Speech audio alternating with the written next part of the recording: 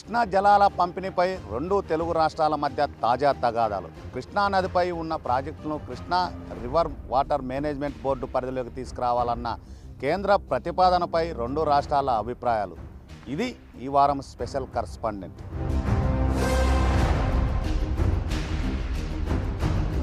ఉమ్మడి రాష్ట్రంలో కృష్ణా నది జలాలపై ప్రాంతాల మధ్య తగువులు ఉన్నాయి. తెలంగాణ, రాయలసీమ ప్రాంతాలకు నీటి కేటాయింపులపై తగువులు ఉన్నాయి. ఆ తర్వాత ఉమ్మడి రాష్ట్రంలో కరువు ప్రాంతాలలో మిగులు జలాలతో ప్రాజెక్టులు నిర్మించే ప్రతిపాదనలు వచ్చాయి.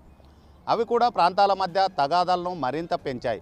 ఇప్పుడు రెండు రాష్ట్రాల్లో ఇవే వివాదాలు ముదిరాయి. అవేంటో ఇప్పుడు చూద్దాం.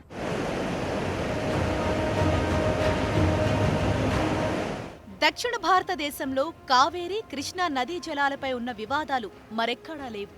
రెండు నదులు వర్షఛాయ ప్రాంతాలు, కరువు ప్రాంతాల గుండా ప్రవహించటం అందుకు ఒక కారణం కావచ్చు. కృష్ణా నదీ జలాల పంపిణీ విషయంలో వివాదాలకు చాలా పెద్ద చరిత్ర ఉంది. ఉమ్మడి ఆంధ్రప్రదేశ్ రాష్ట్రంలో దీనిపై ప్రాంతాల మధ్య తగాదాలుండేవి. తెలంగాణ, కోస్తాంధ్ర, రాయలసీమ మధ్య కృష్ణా జలాల కోసం ఎన్నో గొడవలు జరిగాయి. రాయలసీమలో కృష్ణా నీటి కోసం ఉద్యమమే సాగింది.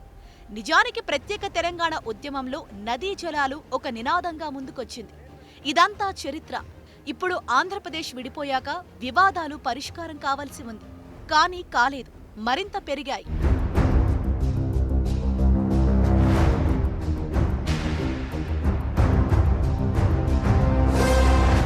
రాష్ట్ర విభజన జరిగి 7 ఏళ్లు గడుస్తోంది. ఈ 7 ఏళ్లలో కృష్ణా జలాలపై తెలుగు రాష్ట్రాల మధ్య పాత తగాదాలు పరిష్కారం కాలేదు సరికదా, కొత్త తగాదాలు పుట్టుకొచ్చాయి. విభజన జరిగిన కొత్తలో తెలుగు రాష్ట్రాల ముఖ్యమంత్రుల మధ్య సామరస్యం కనిపించింది. కలిసిమెలిసి పనిచేసుకుంటారన్న అభిప్రాయం ఏర్పడింది. ఎందుకంటే ఇద్దరిలో ఇచ్చిపుచ్చుకునే ధోరణి కనిపించింది. గత ఏడాది నుంచి రెండు రాష్ట్రాల మధ్య స్నేహ సంబంధాల్లో చాలా మార్పులొచ్చాయి. అందుకు నదీ జలాల పంపిణీపై ఏర్పడ్డ విభేదాలే కారణం. వివాదాలు అనేది ఇప్పుడు మనం తెలంగాణ తీసుకున్నది కృష్ణా జలాల వివాద పరిష్కారం గురించే మనం తెలంగాణ తీసుకున్నాము. అందులో భాగంగా నీళ్లు, నిధులు, నియామకాలు. నీళ్లు అంటే కృష్ణా జలాల వివాదం నివారణ కొరకే మనం తెలంగాణ తెచ్చుకున్నాం. కాబట్టి ఈ వివాదాలు ఏమైనాయంటే తెలంగాణ వచ్చిన తర్వాత వివాదాలు పెరిగినాయి. తెలంగాణ రాకముందు కంటే ఇప్పుడు తెలంగాణ వచ్చిన తర్వాత వివాదాలు పెరిగి జల వివక్షత తెలంగాణ రాకముందు కంటే ఇప్పుడు పెరుగుతుంది. తెలంగాణ ఎగువ రాష్ట్రం అయింది, సెపరేట్ రాష్ట్రం అయిపోయింది. కాబట్టి వాళ్ళు ఈ 299 టీఎంసీల నికర జలాలకు బదులు వాళ్ళు నీళ్ళు ఉన్నప్పుడు ఎక్కువ ఉపయోగించుకునే అవకాశం ఉంది. నీళ్లు తక్కువగా ఉన్నప్పుడు కూడా అవి ఉపయోగించుకొని కింది రాష్ట్రానికి వదలరు. వరదలు వస్తే కిందికి వదులుతారు. కాబట్టి తక్కువ నీళ్ళు వచ్చినప్పుడు కానీ ఎక్కువ నీళ్ళు వచ్చినప్పుడు కానీ దిగువ రాష్ట్రానికే నష్టం. అందుకోసం దాన్ని నియంత్రించే దానికోసము విభజన చట్టంలో సెక్షన్ 87 ప్రకారంగా కృష్ణా రివర్ మేనేజ్మెంట్ బోర్డును ఏర్పాటు చేశారు. ముఖ్యంగా కృష్ణా జలాల పంపిణీపై మాత్రం రెండు తెలుగు రాష్ట్రాల మధ్య విభేదాలు తీవ్రమయ్యాయి. 2014 నాటి విభజన చట్టం అనుసరించి కృష్ణా రివర్ మేనేజ్మెంట్ బోర్డు ఏర్పాటైంది. దాన్ని పర్యవేక్షించడానికి అదే చట్టం కింద ఎపెక్స్ కౌన్సిల్ ఏర్పాటు చేశారు. రెండు రాష్ట్రాల మధ్య కృష్ణా నదీ జలాల పంపిణీ, తగాదాల పరిష్కారం కోసం చట్టంలో ఈ ఏర్పాటు చేశారు. రాష్ట్ర విభజన జరిగి 7 ఏళ్లైనా ఎపెక్స్ కౌన్సిల్ ఇప్పటికీ 2 సార్లు మాత్రమే సమావేశమైంది. 2016లో మొదటిసారి ఈ సమావేశం జరిగింది. గత ఏడాది అక్టోబర్ 6వ తేదీన రెండో సమావేశం జరిగింది. కేంద్ర జలశక్తి శాఖ మంత్రి గజేంద్ర సింగ్ షెకావత్ ఎపెక్స్ కౌన్సిల్ కు చైర్పర్సన్ గా ఉన్నారు. కరోనా మహమ్మారి కారణంగా ఈ సమావేశం ఆన్లైన్లో జరిగింది. ఎపెక్స్ కౌన్సిల్ సభ్యులు ఆంధ్రప్రదేశ్ ముఖ్యమంత్రి వైఎస్ జగన్మోహన్ రెడ్డి, తెలంగాణ ముఖ్యమంత్రి కె చంద్రశేఖరరావు ఈ సమావేశానికి హాజరయ్యారు.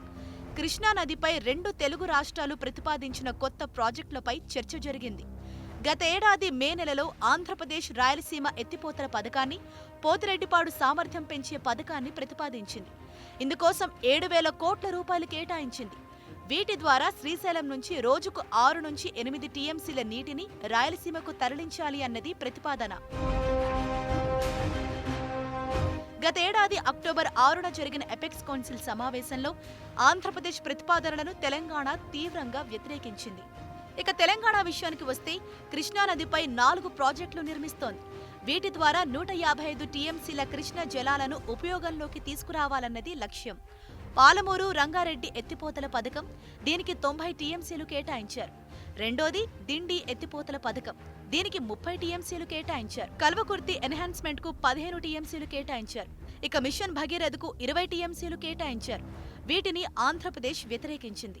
రెండు రాష్ట్రాలు చేపట్టిన కొత్త ప్రాజెక్టులకు ఎలాంటి నీటి కేటాయింపులు, కేంద్ర అనుమతులు లేవు. ఈ ప్రాజెక్టులన్నీ విభజనకు ముందే ప్రతిపాదించినట్లు రెండు రాష్ట్రాలు వాదిస్తున్నాయి.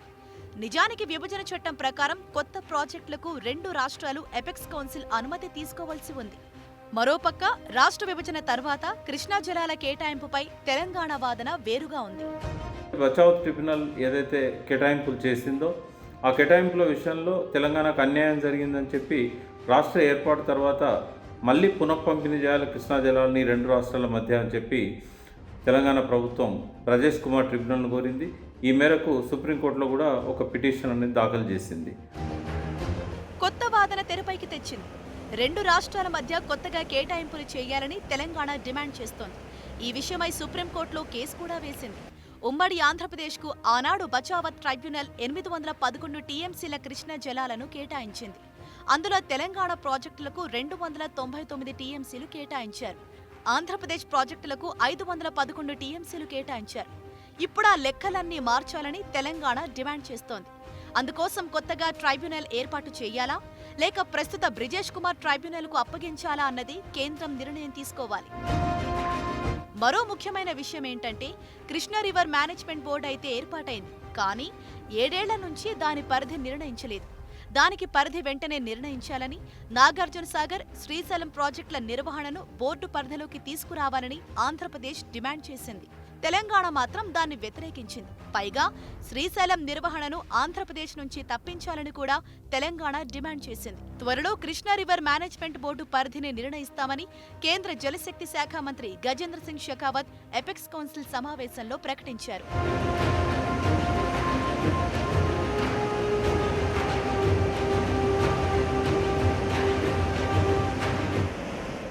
రెండు తెలుగు రాష్ట్రాల మధ్య నదీ జలాల వివాదాల పరిష్కారంలో కేంద్ర ప్రభుత్వం కొత్త కొర్రీ పెడుతుంది.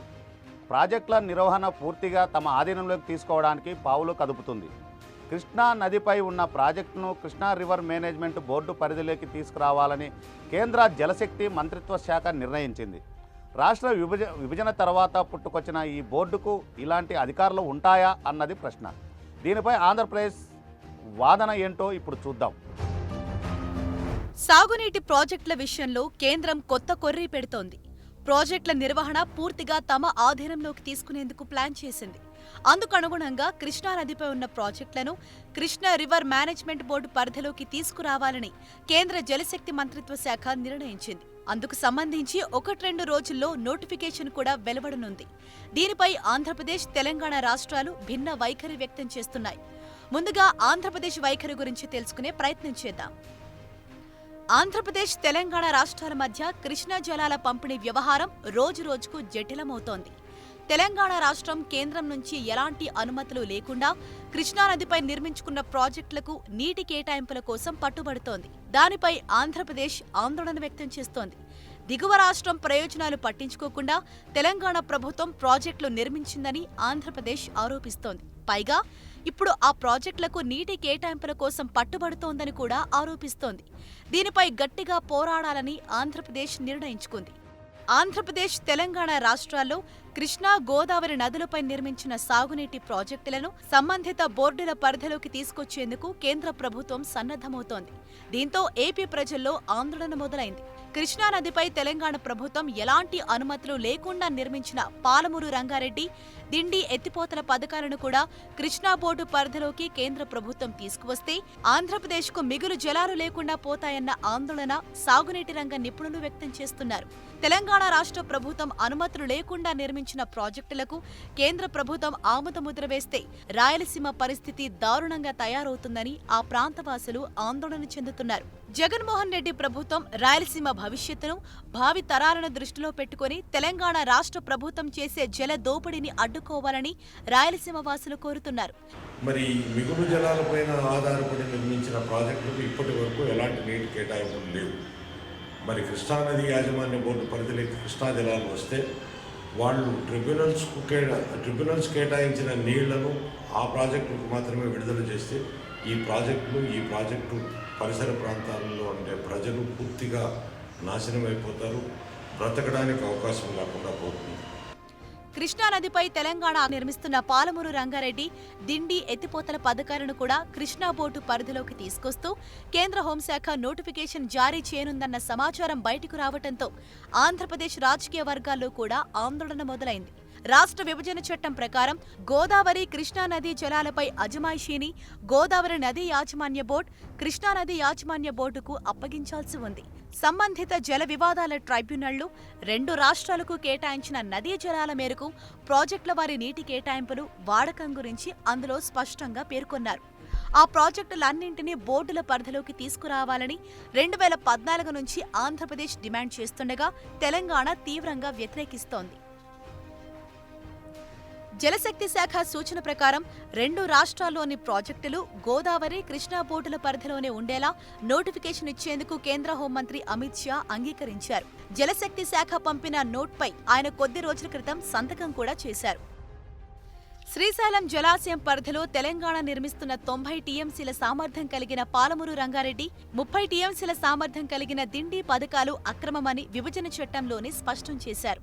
గతేడాది జనవరి 21వ తేదీన జలశక్తి మంత్రి అధ్యక్షతన జరిగిన రెండు రాష్ట్రాల చీఫ్ సెక్రటరీల సమావేశంలో కూడా ఈ ప్రాజెక్టులకు పరిపాలన అనుమతులిచ్చినంత మాత్రాన కేంద్ర జల సంఘం ఆమోదం పొందినట్లు కాదని స్పష్టం చేశారు.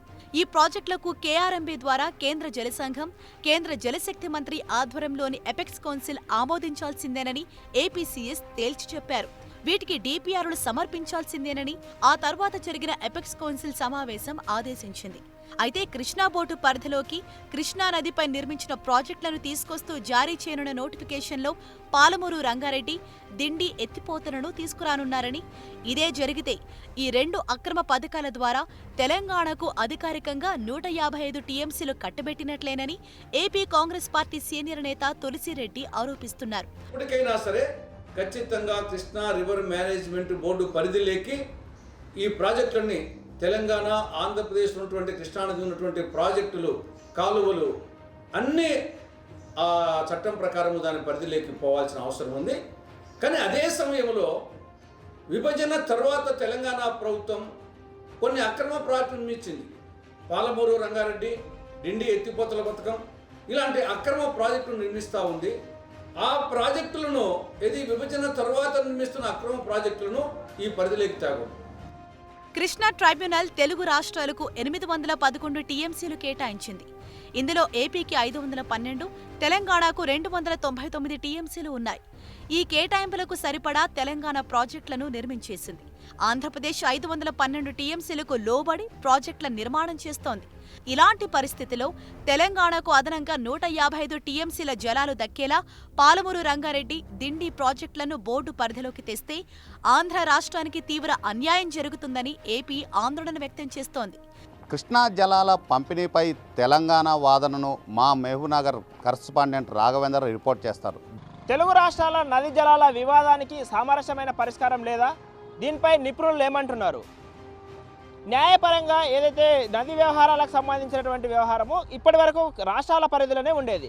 అయితే ఇప్పుడు కేంద్రం ఏదైతే ఉందో సాగునీటి ప్రాజెక్టుల వ్యవహారము పూర్తిగా తమ ఆధీనంలోనే ఉంచుకోవాలని ప్రతిపాదించింది. దీనిపై తెలంగాణ వాదన ఏంటో ఇప్పుడు చూద్దాం. కృష్ణా రివర్ మేనేజ్మెంట్ బోర్డు పరిధి నిర్ధారణపై తెలంగాణ అభ్యంతరం చెబుతోంది. కృష్ణా నదీ జలాల వినియోగంలో రెండు రాష్ట్రాల మధ్య విభేదాలు తలెత్తకుండా చూసేందుకు విభజన చట్టంలో సెక్షన్ 85(1) ప్రకారం కేంద్రం కృష్ణా బోర్డును ఏర్పాటు చేసింది. ఇప్పటివరకు బోర్డు పరిధిని ఖరారు చేయకపోవటం, వర్కింగ్ మాన్యువల్ను నోటిఫై చేయకపోవటం వల్ల బోర్డుకు ఎలాంటి అధికారాలు లేవు. దాంతో రెండు రాష్ట్రాల మధ్య జల వివాదాలు తరచూ ఉత్పన్నమవుతున్నా బోర్డు చేసేదేమీ లేక చేతులెత్తేస్తోంది. బోర్డును బలోపేతం చేసేందుకు కేంద్ర జలశక్తి మంత్రిత్వ శాఖ నిర్ణయించింది. కృష్ణా బేసిన్ పరిధిలో తెలంగాణ, ఏపీలు కొత్తగా చేపట్టనున్న అన్ని ప్రధాన ప్రాజెక్టులను బోర్డు పరిధిలోకి తీసుకొచ్చేందుకు ముసాయిదా నోటిఫికేషన్ను సిద్ధం చేసి ఇరు రాష్ట్రాలకు పంపింది. గతంలో వెలువరించిన ట్రైబ్యునల్ అవార్డులు, కుదిరిన ఒప్పందాలకు అనుగుణంగా నీటి కేటాయింపులు చేస్తామని స్పష్టం చేసింది. ప్రాజెక్టుల విద్యుతుత్పత్తిని సైతం తామే పర్యవేక్షిస్తామని పేర్కొంది. కేంద్రం తీసుకున్న ఈ నిర్ణయం పట్ల తెలంగాణ మాత్రం తీవ్ర అభ్యంతరాలు వ్యక్తం చేస్తోంది. ఒక సంవత్సరంలో 2 రాష్ట్రాలు పంచుకునే నీటి వాటాల కోసమే కృష్ణా నది యాజమాన్య బోర్డు ఏర్పాటైందని, అలాంటి బోర్డుకు ప్రాజెక్టుల అజమాయిషీ, నియంత్రణ అధికారాలు ఇస్తామంటే అంగీకరించేది లేదని తెలంగాణ అభిప్రాయపడుతోంది. ఏపీ పునర్వ్యవస్థీకరణ చట్టం ప్రకారం కేఆర్ఎంబీ ఏర్పాటైంది. కేంద్రంలోని సెక్షన్లు 85, 87 బోర్డు పరిధి, విధులను సూచిస్తున్నాయి. ఈ సెక్షన్ల ప్రకారం తెలంగాణ, ఆంధ్రప్రదేశ్లకు ప్రాజెక్టుల నుంచి నీటిని సరఫరా చేసే అధికారాలు మాత్రమే బోర్డు కలిగి ఉంది. పరిధిని, నియంత్రణ అధికారాలను బోర్డుకు కట్టబెడుతూ నోటిఫికేషన్ జారీ చేస్తే అది పూర్తిగా విభజన చట్టాన్ని ఉల్లంఘించినట్లే అవుతుందని పేర్కొంటుంది. గత అక్టోబర్లో జరిగిన అపెక్స్ కౌన్సిల్లో మన ఆంధ్రప్రదేశ్ ముఖ్యమంత్రి నోటిఫికేషన్ కావాలి, కృష్ణా గోదావరి రెండింటికి కూడా నోటిఫికేషన్ కావాలని వారు కోరడము, కానీ మన ముఖ్యమంత్రి గారు ఖచ్చితంగా చెప్పడం జరిగింది దీన్ని మేము వ్యతిరేకిస్తున్నామని. అసలు ఇంకా ట్రిబ్యునల్లో ఇంకా కంప్లీట్గా తన అవార్డు ట్రిబ్యునల్ 2 అవార్డు ఇవ్వకముందే మీరు ఏ విధంగా చేస్తారు, ప్రాజెక్టు వైజ్ కేటాయింపులు లేకుండా మీరు అజమాయిషి ఏ విధంగా చేస్తారు అన్నదానికి మాకు అధికారం ఉన్నదని చెప్పేసి ఆ రోజు కేంద్ర మంత్రి జల శక్తి మంత్రి చెప్పడం జరిగింది. కానీ ఇది చాలా చట్ట వ్యతిరేకమైనటువంటి చర్య. దీనికి మన రాష్ట్ర ప్రభుత్వం ఎటువంటి పరిస్థితులు దీన్ని ఒప్పుకోకూడదు. అలాగే ఇప్పటి వరకు ఏ ప్రాజెక్టు కింద ఏ రాష్ట్రానికి ఎంత మేర వాడుకోవచ్చనేది నీటి కేటాయింపులు జరగలేదు. అలాంటప్పుడు బోర్డు పరిధిలోకి తీసుకుని ఎలా అజమాయిషీ చేస్తారని తెలంగాణ ప్రశ్నిస్తోంది. బచావత్ ట్రైబ్యునల్ 2 తెలుగు రాష్ట్రాలకు కలిపి 811 టీఎంసీల నీటిని కేటాయించింది. వీటిలో తెలంగాణకు 299 టీఎంసీలు, ఏపీకి 512 టీఎంసీల పంపకాలు చేసింది. దీనిపై తెలంగాణ ప్రభుత్వం కొన్ని అభ్యంతరాలు వ్యక్తం చేస్తూ సుప్రీంకోర్టును ఆశ్రయించింది. నీటి కేటాయింపులపై స్పష్టత రానప్పుడు ప్రాజెక్టులను బోర్డు పరిధిలోకి ఎలా తీసుకువెళ్తారని తెలంగాణ ప్రశ్నిస్తోంది. ఈ అంశాల పట్ల స్పష్టత రాకుండా బోర్డు పరిధిలోకి శ్రీశైలం నాగార్జున సాగర్ ప్రాజెక్టును తేవడం అనేది సరైనది కాదు. కృష్ణా జలాలు ఏ ప్రాంతానికి, ఏ రాష్ట్రానికి ఎంత రావాలి, ఏ ప్రాజెక్టుకి ఎంత రావాలి, ఈ విషయాల పట్ల రేపు రాజేష్ కుమార్ ట్రిబ్యునల్ పునఃపంపిణీ అంశం కూడా దాని మీద తీర్పు వచ్చిన తర్వాత ఏదైనా నిర్ణయం తీసుకుంటే బాగుంటుంది. కానీ ఇప్పుడే కేంద్రం ఇటువంటి ఆలోచన చేస్తే కనుక అది ఇటు తెలంగాణ ప్రభుత్వానికి అభ్యంతరకరం. ప్రాజెక్టులను బోర్డు పరిధిలోకి తీసుకువెళ్లే విషయంలో ఏపీ రాష్ట్ర ప్రభుత్వం సానుకూలత వ్యక్తం చేస్తోంది. కృష్ణానదిలో నీటి పంపకాలు పూర్తి స్థాయిలో జరగకపోయినా సూచాయిగా జరిగిన 512 టీఎంసీల నీటిని తమకు అవసరమున్న చోట తీసుకోవాలని భావిస్తోంది. ప్రాజెక్టుల వారీగా నీటి కేటాయింపులు జరగకపోవడంతో శ్రీశైలం లేదా నాగార్జున సాగర్ ఎక్కడ అవసరముంటే అక్కడ నీటిని తీసుకోవాలని భావిస్తోంది. అలాగే ప్రస్తుతం రాయలసీమ ఎత్తిపోతల పథకం కూడా అధికారికం చేసుకోవచ్చని భావిస్తోంది. అంతేకాదు, ప్రాజెక్టులపై బోర్డు నియంత్రణ లేకపోవడంతో నాగార్జున సాగర్ ప్రాజెక్టు నీటి విషయంలో ఏపీ ఇబ్బందులు ఎదుర్కొంటోంది. నాగార్జున సాగర్ ప్రాజెక్టు తెలంగాణ పరిధిలో ఉన్న కారణంగా ఆ రాష్ట్ర అధికారులు ప్రాజెక్టుపై పెత్తనం చేస్తున్నారని, తమ రాష్ట్రానికి నీరందించే కుడి కాల్వపై వారి పెత్తనమే కొనసాగుతున్న దృష్ట్యా బోర్డు నియంత్రణ అవసరమని ఏపీ చెబుతూ వస్తోంది. మొత్తం మీద కృష్ణానదిపై ఉన్న ప్రాజెక్టులను బోర్డు పరిధిలోకి తీసుకువెళ్లే విషయంలో 2 రాష్ట్రాలు 2 భిన్నమైన వాదనలు వినిపిస్తున్నాయి. 2 రాష్ట్రాలు కూడా తమ తమ అవసరాలకు అనుగుణంగా నిర్ణయాలు తీసుకుంటున్నాయి. ఈ విషయంలో కేంద్ర జలశక్తి మంత్రిత్వ శాఖ తెలంగాణ అభ్యంతరాలను పరిగణలోకి తీసుకుంటుందా, లేక ఏపీ అభిప్రాయాలు పరిగణలోకి తీసుకుంటుందా? చివరకు ఈ తగాదాను కేంద్ర ప్రభుత్వం ఎలా పరిష్కరిస్తుందో వేచి చూడాల్సిందే. ఈలోగా 2 తెలుగు రాష్ట్రాలు ఇచ్చిపుచ్చుకునే ధోరణిలో వ్యవహరించి కృష్ణా గోదావరి జలాల పంపిణీపై ఒక అవగాహనకు వచ్చే అవకాశం కూడా లేకపోలేదని కొందరు నిపుణులు అభిప్రాయపడుతున్నారు. ఇది ఈ వారం స్పెషల్ కరెస్పాండెంట్. వచ్చే వారం మరో ముఖ్యమైన అంశంతో మరో స్పెషల్ కరెస్పాండెంట్తో మీ ముందుకు వస్తుంది. చూస్తూనే ఉండండి 10 టీవీ, జనం కోసం, నిజం కోసం.